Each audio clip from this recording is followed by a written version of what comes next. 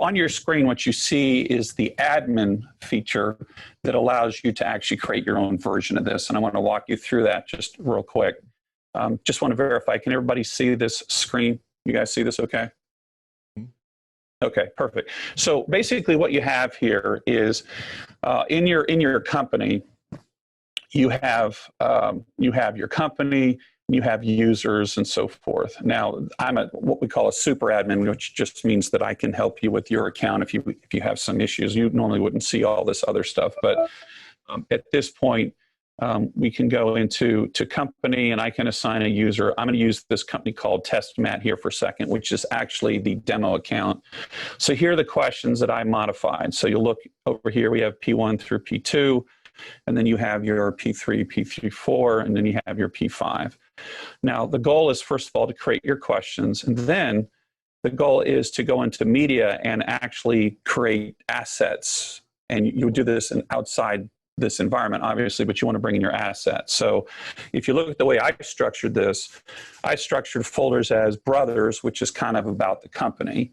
And then specific product lines, if I had certain assets that were like to showing a deck, then I would have a folder for deck and doors and gutters and so forth. And what that does is that's what creates that gray kind of option where you can choose just your deck products or just your deck products or roofing products or whatever, and you can use that for each question. So this is how I recommend you create your folder structure.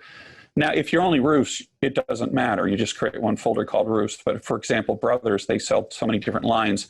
I want to make it so that everybody can use the app.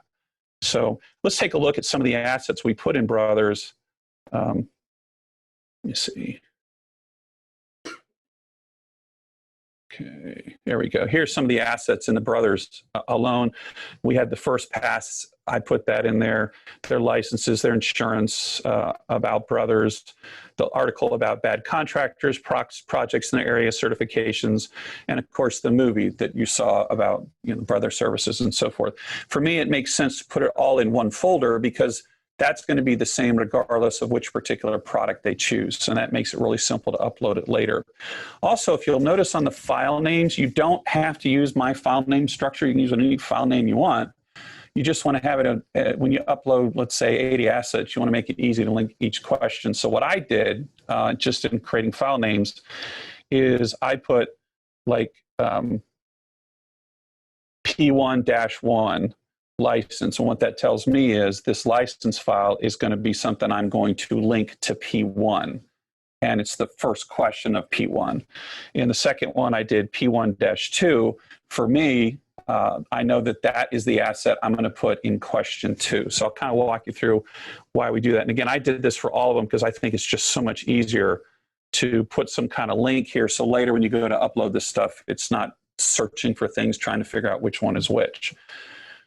Okay, so for example, let's go here to let's say I wanted to add assets to is the contractor license. I can click on this and I can actually change the question if I want. If I want to change the question, I could type in edit and, I could do something like,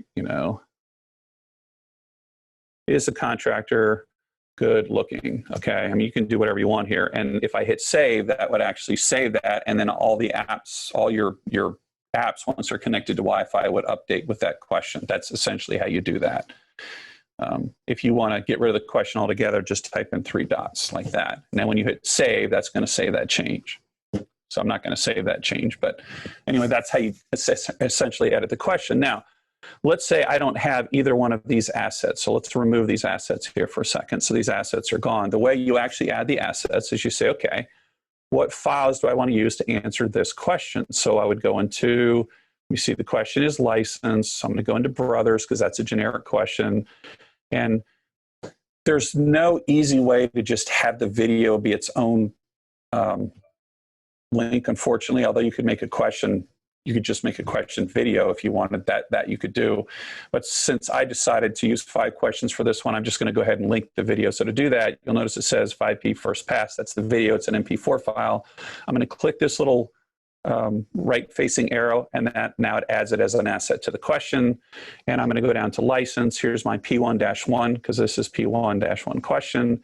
And I'm going to go ahead and click on that. Okay. And then you go down here to the bottom and you click on save.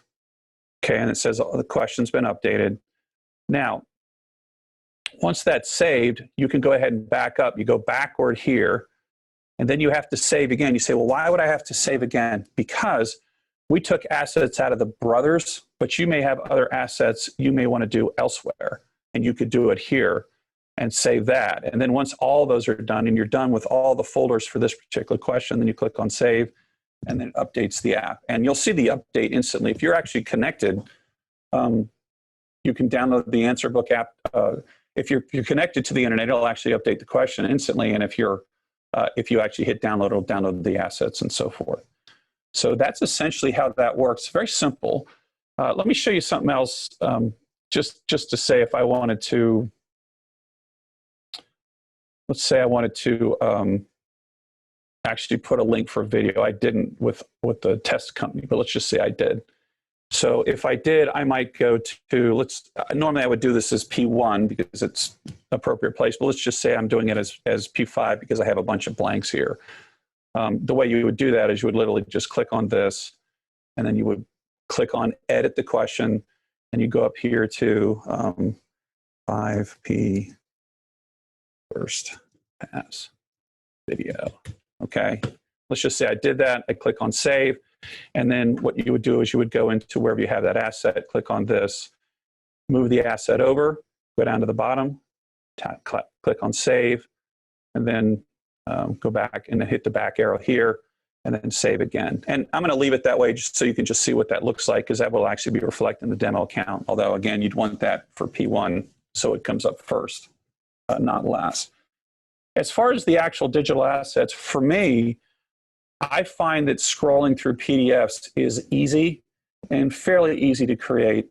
I'm not a huge fan of having a ton of just graphic files because it gets very difficult. You don't want to have to go in and out of folders constantly. So if you actually look at some of these assets, I actually just combined a whole bunch of assets, put them into a single PDF. You can actually do that with Microsoft PowerPoint and export to a PDF.